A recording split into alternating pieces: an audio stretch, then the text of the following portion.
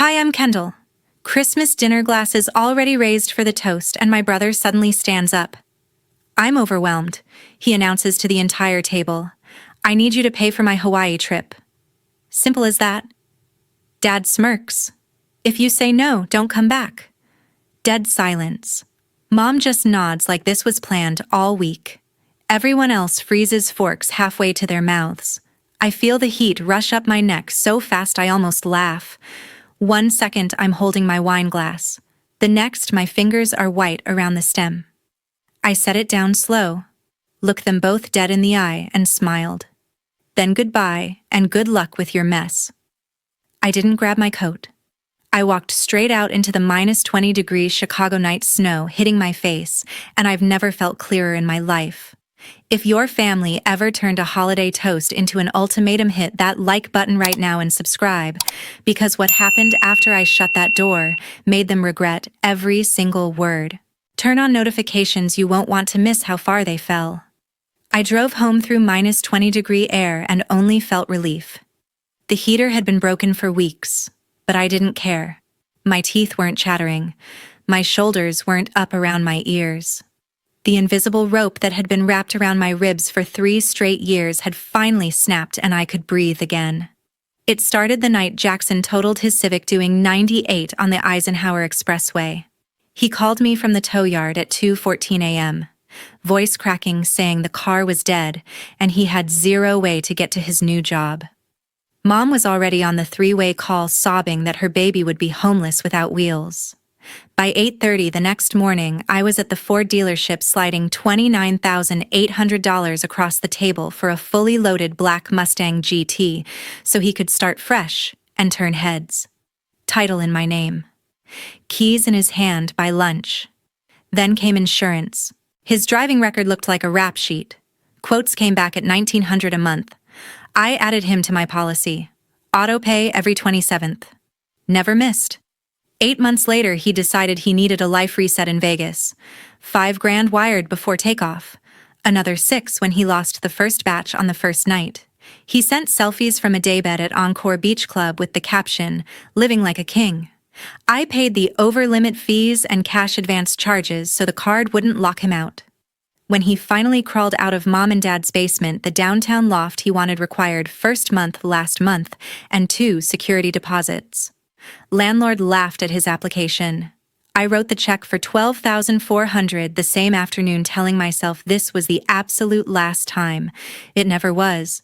There were the surprise Miami long weekends, the $1,500 gaming chair for content creation, the 10x10 storage unit, overflowing with designer sneakers he wore once for Instagram, the unlimited family phone plan only he and his friends used the private mailbox downtown so packages wouldn't get stolen from the porch. Every single time I tried to say no, Mom would call at midnight whispering that Dad's blood pressure was through the roof because Jaxon was going through a rough patch. I'd open the banking app, hit transfer, and feel another piece of me disappear.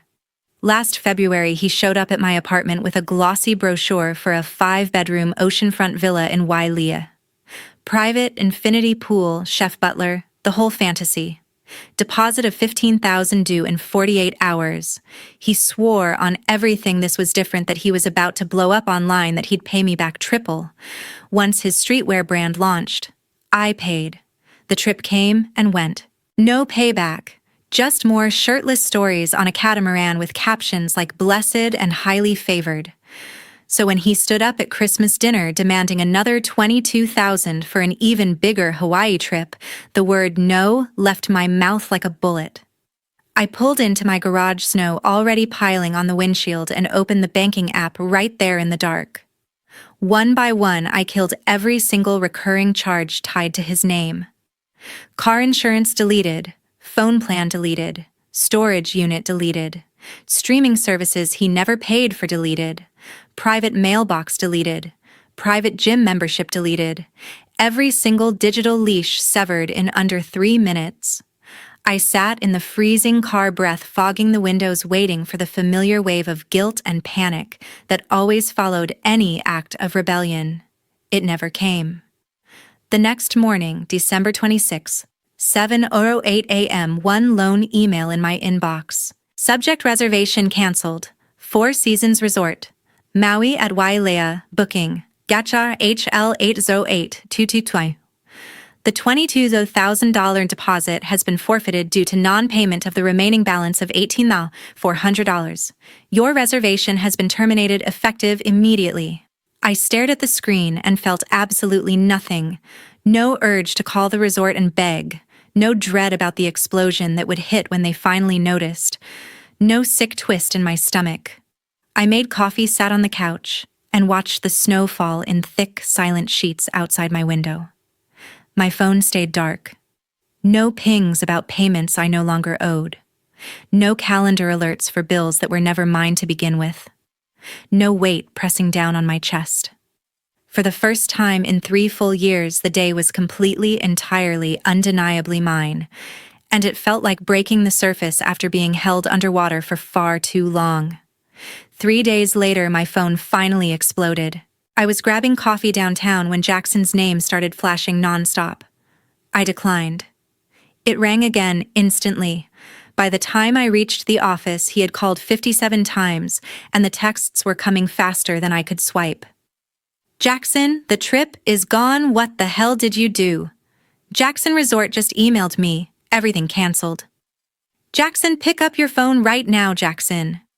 You're actually insane. I silenced the ringer and kept walking.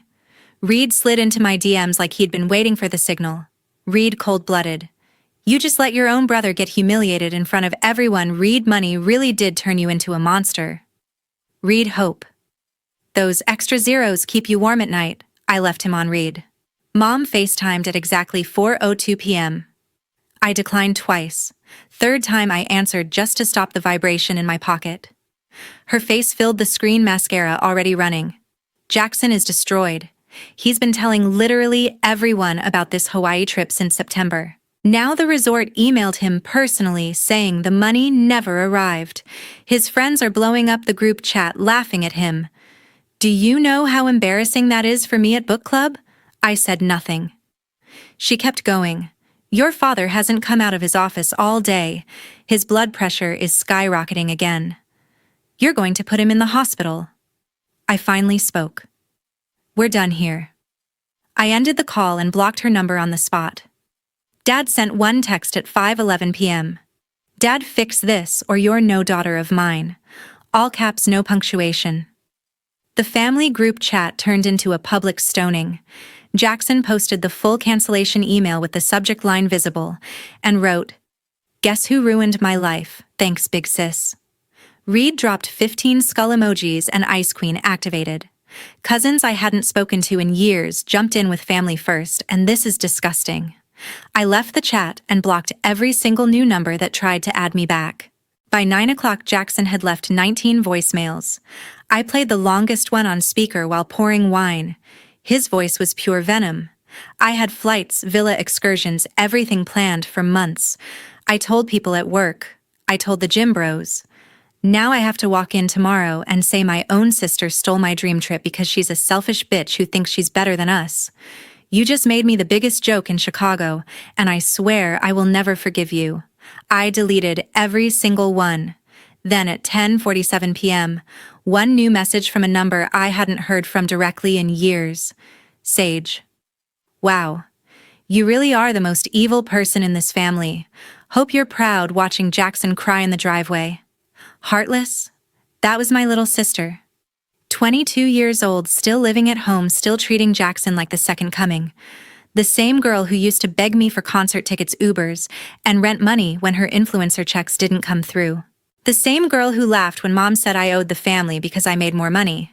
I read it twice, felt the old rage flicker, then blocked her too. By midnight, every contact with our last name was gone from my phone. The apartment fell completely silent. No more buzzing. No more notifications. No more guilt trips disguised as emergencies. Just the low hum of the refrigerator and the soft thud of my own heartbeat. And for the first time since I walked out on Christmas night, I slept straight through until morning. Mid-January, Sage forwarded an 18-second video, followed by 5 crying, laughing emojis and the words, "This is better than Netflix." It was 2:13 a.m. the apartment complex parking lot glowing under orange streetlights, fresh snow swirling. Jaxon stood barefoot in nothing but gray pajama pants, chest bare, screaming at two repo men as they chained his black Mustang to the flatbed. "That's my car, you can't just take it. I have the money coming tomorrow, I swear to God." One driver held up the repossession order and kept working. Jaxon charged forward, slipped hard on the ice, and slammed onto his back with a hollow thud that echoed. The tow truck started rolling while he was still on the ground, pounding the snow with both fists and howling raw, guttural curses at the sky. The Mustang's red taillights disappeared around the corner. The clip ended on his broken scream hanging in the frozen air. Sage added another message. He literally woke up the entire building. I'm crying. I watched it 8 times on mute first, then once with sound. A cold, sharp satisfaction spread through me like ice water. 4 days later, she sent a flood of screenshots. Jaxon had decided the Hawaii trip could still happen if he fixed the balance himself. In less than 72 hours, he had maxed every single credit card in the house. New first-class tickets, a different 5-bedroom villa on the Big Island with private waterfall pool, sunset catamaran cruise for 12 doors. Off helicopter ride over the volcano, chef dinners, the works. Total new charges, $27,400. The statements were forwarded from Mom's email with subject lines that got progressively more desperate. Urgent help, call me now. Then came the photo that actually made my stomach drop. The old oak dining room table, the one we'd eaten every holiday dinner on since I was 6. Papers spread everywhere like evidence at a crime scene. Dad's hand visibly shaking, signing a home equity line of credit application. The cover sheet had cash out refinance, $75,000 stamped in red. Closing costs highlighted in frantic yellow. Mom had scrawled Jaxon, Hawaii, emergency across the top folder in thick black Sharpie, the letters slanted and angry. That house had been free and clear since Dad retired. He used to brag to every neighbor that the bank didn't own a single brick of it anymore. Now they were putting the whole thing back in hock so Jaxon could pretend Christmas never happened. Sage kept the updates coming like it was her personal reality show. The lender ran credit again 6 days later. The Mustang repo had hit all 3 bureaus because Mom had co-signed the original loan when Jaxon was 19. Scores plummeted 110 points overnight. The cash-out refinance was dead on arrival. The denial letter was 1-line application declined due to recent derogatory account activity. Sage sent me the final screenshot that month, Jaxon's Instagram story, black background, white text that read, "Real family, doesn't leave you to drown." It had 74,000 views and hundreds of crying emojis from people who had no clue what actually went down. She captioned the screenshot she sent me. "He's been crying in his room for 2 days straight. This is the best thing that's ever happened to him, deserved every second since the day he opened his mouth at Christmas dinner. I never answered a single message. I didn't have to." The house of cards I had finally stopped propping up was collapsing in slow motion, and my own little sister was filming it in 4K, laughing the entire time. Late February, the house appeared on Zillow with a foreclosure tag. I found it by accident while running comps for a client. Same red brick ranch, same cracked driveway, same address I grew up in. Listing photos were brutal kitchen counters buried under piles of unopened bills, living room carpet stained with mysterious dark patches, garage door dented, and half-open snow piled high on the unshoveled walk. Price slashed 4 times in 11 days. Status line in screaming red, bank owned. Foreclosure auction scheduled April 11th. The official sheriff's notice arrived the same week. Sage screen recorded the envelope before Mom could hide it and sent it to her private story with the caption, "Plot twist of the century." Thick white envelope, county courthouse return address stamped in bold, final notice, 90-day redemption period. Inside, total payoff, amount $361, $224 in 81, or the house would be sold at public auction in 38 days. Mom tried one last lender begging for a conventional refinance to stop the bleeding. They pulled credit again. The Mustang repo Jaxon's 27 grand Hawaii rampage, 5 months of missed mortgage payments, and the denied cash-out attempt had nuked their scores into the low 400s. The loan officer's email was 3 sentences long: declined, unable to proceed, insufficient credit profile. Sage went live on Instagram the exact same afternoon the denial hit. She was at a ski resort 3 hours north, cheeks red from the cold, wearing a brand new white Montclair jacket and holding a Starbucks cup the size of her head. Behind her, chairlift swung against a perfect blue sky. She grinned straight into the camera. Quick life update, besties. Some people thought they could ruin our family by being selfish, but guess who's still living her best life? This girl. Shout out to my brother Jaxon for always keeping it real. And a very special thank you to my big sister Kendall for indirectly sponsoring this entire trip. Your absence is the gift that keeps on giving. She blew a kiss, tagged Jaxon in the corner, and added laughing emojis over my name. The live had 11,000 viewers in 10 minutes. Comments flooded queen behavior period. She ate and left no crumbs. Jaxon hopped on the live from his bedroom, hoodie up, eyes still puffy, and said, "Facts. Love you, sis." They toasted with their Starbucks cups like they were on a yacht. Meanwhile, the house kept sliding deeper into the red.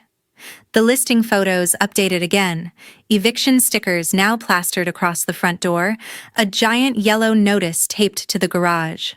The price dropped another 30 grand overnight. Sage kept posting from the resort all weekend: night skiing videos, hot tub clips with champagne dinner at the lodge, with the caption, "Living like the foreclosure never happened." Every single story had my name somewhere in it, either tagged or written in text overlay with skull emojis. I watched exactly one of her stories, felt the old rage flare for half a second, then closed the app and went back to work. The avalanche was picking up speed, and my little sister was riding it straight to the bottom while filming every second for clout. Early April, the auction hammer fell. Tuesday morning, county courthouse steps 10 sharp. An investor from Florida bought the house for $198,000 cash, 58% of what it was once worth. Closing in 9 days. The new owner already had a crew scheduled to change the locks. Mom, Dad, Jaxon, and Sage had 48 hours to disappear. They loaded what little they still owned into 2 U-Hauls and checked into room 214 at the Motel 6 off I-94. 2 sagging queen beds, cigarette burns on the comforter, a mini fridge that rattled all night, neon vacancy sign bleeding red through the cracked curtains. They paid weekly cash only because every credit card was dead. Jaxon started waiting tables at a 24-hour diner 2 exits down. Night shift 10 p.m. to 7 a.m. Black non-slip shoes, wrinkled white shirt, crooked name tag that just read, Jax. He came home smelling like bacon grease and broken dreams, pockets full of singles and loose change that barely covered gas. Reed finally snapped 2 weeks later. Jaxon and Sage had been crashing his parties for months, running up tabs, disappearing when the bill came, promising Venmos that never arrived. Reed came home one Friday to find them throwing a pre-game in his living room, 40 people deep, his fridge empty, and a $1 $200 bar receipt on the counter with Jaxon's name scribbled at the bottom. Reed posted the receipt to the group chat with one message: "Both of you are officially banned. Don't text. Don't show up. Don't even drive past my block. We're done." Then he removed them from every chat, every invite list, every fantasy league they'd ever joined. Their phones lit up with screenshots from mutual friends. Damn cold about time. Sage went live crying in the motel bathroom, mascara running, claiming Reed was jealous of their lifestyle. The live peaked at 400 viewers before she rage quit. Their old friend circle ghosted overnight. No more bar invites. No more you coming through texts. Just silence. The motel room became their whole world. Mom and Dad took the bed closest to the door. Jaxon and Sage shared the other, fighting over the single outlet that actually worked. The bathroom mirror stayed fogged from 4 people showering in 8-minute shifts. The ice machine down the hall was broken, so they drank warm Diet Coke and argued over whose turn it was to buy more. Sage tried to keep posting like nothing had changed. Ring light selfies in the motel bathroom with captions about new chapter energy. Jaxon filmed TikToks at 4 a.m. in the diner parking lot. Cigarette dangling caption grind never stops. They both deleted everything within hours when the comments turned brutal. By the end of the month, the U-Hauls were gone, content stuffed into a 10x10 storage unit they couldn't afford to keep. The only things left in room 214 were 4 duffel bags, a broken Xbox, and the smell of fryer oil that never quite washed out of their clothes. The family of 4 had officially been reduced to the size of a cheap motel room, and every door that used to open for them had finally slammed shut. July. Sage posted a 30-second TikTok from the motel bathroom. Ring light clipped to the cracked mirror phone propped on the sink. She wore a too big hoodie hair in a messy bun voice, fake cheery. POV, your toxic older sister ruins your entire family because she's mad you asked for a vacation. Like, girl, get over yourself. Jaxon literally did nothing wrong. He just wanted to live a little. But no, Kendall had to play victim and destroy everything. We're literally homeless because of her ego. Pray for us. The video hit 2 million views in 48 hours. Comments were brutal. Your sister is a legend. Y'all sound entitled of maybe get jobs. Sage duetted every hate comment with tears and middle fingers, still tagging me in every single one. Her income died the same week. Livestream gifts dropped from $2,000 a night to $43. OnlyFans went from top 4% to unsubscribed in droves. Brands ghosted. The algorithm buried her. Every new video started with, "I can't believe I'm saying this, but we might lose the motel room," and ended with her crying into branded plushies nobody bought. She tried everything: trauma dump, GRWM videos, fake giveaways, thirst traps in the motel parking lot at 3 a.m. Nothing worked. The internet had chosen sides, and her side was losing. One Thursday at 2:17 a.m., a new number popped up. Sage Kendall. I know you have me blocked everywhere else, but please read this. I'm literally begging. I found a studio apartment for $900 a month. I just need first month and deposit. I'll pay you back, I swear. Things are so bad here. Jaxon cries every night after work. Mom and Dad fight nonstop. I can't breathe in this room anymore. You're the only one who can help. Please. I'm your sister. 3 more messages followed in under a minute. Sage. You can't seriously hate us this much. Sage. I looked up to you once. Sage. Fine. Rot alone then. I stared at the texts for exactly 4 seconds, then blocked the new number too. The next morning she went live again, voice shaking, eyes swollen. Update. I reached out to the one person who could actually fix this and she ignored me. Cool. Real family right there. Guess we'll just die in this motel. Thanks for nothing, Kendall. The live peaked at 312 viewers. Tips totaled $11.62. Jaxon started picking up double shifts at the diner just to stay out of the room. Sage stopped posting for 3 whole days, a new record. When she came back, her captions were short and bitter trust. Nobody blood doesn't mean shit. Lesson learned. The motel manager left a yellow notice on the door, 7 days to pay or vacate. Sage never asked me again. The following Christmas, a thick envelope arrived from Joliet Trailer Park. No return name, just the smudged postmark, and my old address scrawled in Mom's shaky handwriting. Inside were 12 pages folded so many times the creases had turned white. She wrote that they had been evicted from the Motel 6 in September, after the manager changed the locks while they were at work. A church friend let them park a 1987 single-wide on his back lot for $300 a month cash. 1 bedroom, no heat in the bathroom, propane tank that ran out every 10 days. Dad had taken a greeter job at Walmart, standing 8 hours in a blue vest smiling at people who used to invite them to cookouts. Mom cleaned offices at night, pockets full of other people's lost earrings and crumpled receipts. Jaxon had moved into the trailer's tiny back room. The diner cut his hours when he started showing up, late, eyes bloodshot, smelling like cheap vodka. He discovered online sports betting on his phone. $25,000 gone in 4 months, parlays, live bets chasing losses until the screen went red. Collectors started calling the trailer at 3 a.m. He pawned his PlayStation mom's wedding ring, even the microwave.